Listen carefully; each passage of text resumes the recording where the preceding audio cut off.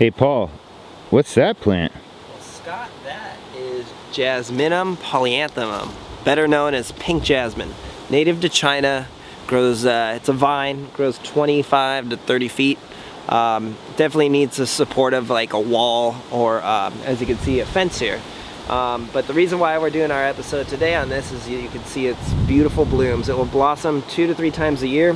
This is the best smelling jasmine by far.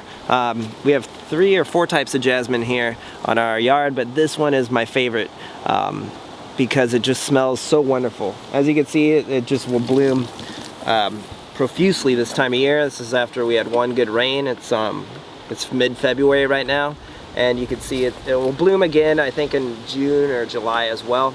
It's the kind of plant that you just want to open your windows up in the evening and let it flow in. So between this one nearby our house and a night blooming jasmine, like I said, you can smell it, makes the whole yard smell beautiful. So this pink jasmine, it does better in part sun. You can do full sun in SoCal, Southern California, but I definitely prefer part sun. It's sitting under this pepper tree here, a California pepper tree, and this plant was just a little 1 gallon, and it's pretty big now. I mean, you can see I'm just want to let it take over this whole fence. So pink jasmine, if you want something that just is an amazing cut flower, you could cut some and just put them in your house, and it smells of it's a wonderful smelling jasmine.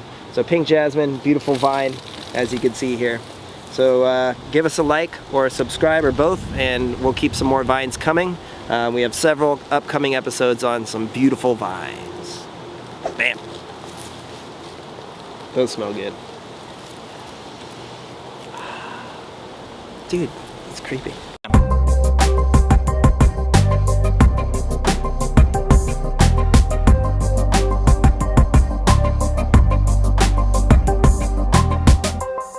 Dude, it's creepy.